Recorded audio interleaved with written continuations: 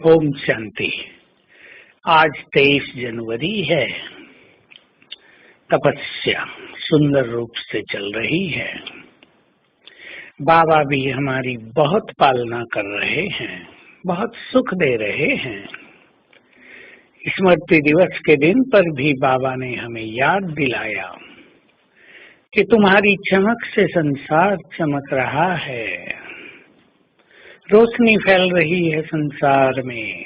बस लोगों को अब ये पता चलेगा ये रोशनी कहाँ से आ रही है। तो हम सभी अपनी स्थिति को महान बनाएं, योग युक्त हो जाएं, ताकि हम लाइट हाउस बन संसार में प्रकाश फैलाते रहें। इससे विश्व का परिवर्तन होगा। इसके लिए बहुत आवश्यकता है स्वयं को संपूर्ण रूप से हल्का करने की, फरिश्ता बनने की।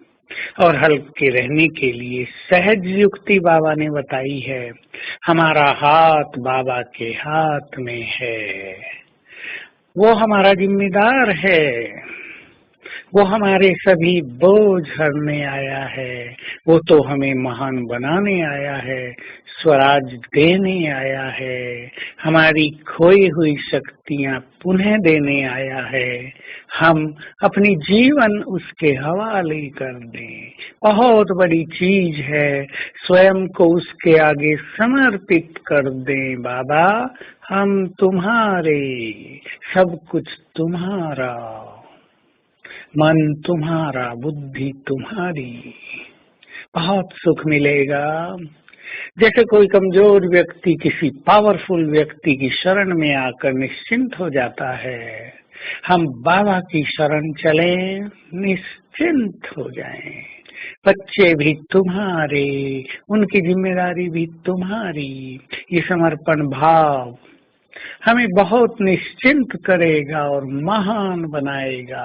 तब बाबा भी कहेगा, बच्चे मैं भी तुम्हारा और मेरा सब कुछ भी तुम्हारा।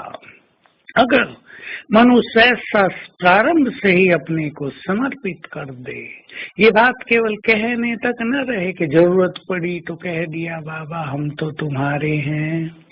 सच्चा समर्पण भाव यदि हो जाए तो आपका परिवार भी सुखी, आपके बच्चे भी सुखी और चरित्रवान, और जीवन समस्याओं और विघ्नों से मुक्त हो जाएगा। इसमें बहुत बड़ी शक्ति है, इसमें बहुत बड़ा रहस्य है। ये समर्पण भाव सचमुच बहुत ही गहरी बात है। तो आज से हम करते रहें। बाबा, ये मन तुम्हारा है। अब तुम्हारे जो संकल्प वही मेरे संकल्प, तुम्हारी जो पसंद वही मेरी पसंद।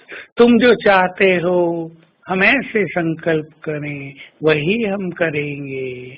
तुम्हारी इच्छा के विरुद्ध हम कुछ भी नहीं करेंगे। बुद्धि भी तुमको अर्पित, अहम भाव से मुक्त, पूर्णतया डिवाइन, रिफाइन।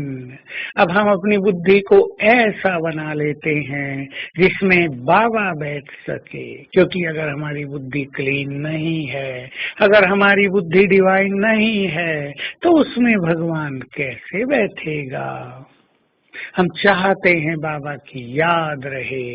और बुद्धि को यदि हमने व्यर्थ से भरा होगा, गंदगी से भरा होगा, तो बाबा हमारी बुद्धि में बैठेगा ही नहीं, अर्थात हम योग युक्त हो ही नहीं सकेंगे। तो इस बुद्धि को पूरी तरह से समर्पित करके हम इसको रिफाइन कर दें, प्योरीफाई कर दें, ताकि निरंतर इसमें प्रभु वास हो सके। तो आज सारा दिन हम बहुत सुंदर तपस्या करेंगे, कल्प वृक्ष को सकाश देते रहेंगे। याद करें, मैं पूर्वज हूँ, मुझे सबकी पालना करनी है। मैं बहुत बड़ा हूँ, बड़ी हूँ, छोटा नहीं। तो हमारे विचार भी बहुत बड़े, बहुत महान होने चाहिए। तो विजन बनाएंगे कि हमारे सिर पर ही कल्प वृक्ष खड़ा है और हमारी जो स्थिति है, हमारी जो प्योरिटी है, हमारी जो शक्तियां हैं, उनके वाइब्रेशंस पूरे कल्प वृक्ष को जा रहे हैं। बाबा हमारा साथी और हम कल्प वृक्ष को सकाश दे रहे हैं। ऐसे कल्प वृक्ष के नीचे दिन में हर घंटे में 2 बार अवश्य रहकर विश्व को सकाश देंगे। ओम शांति।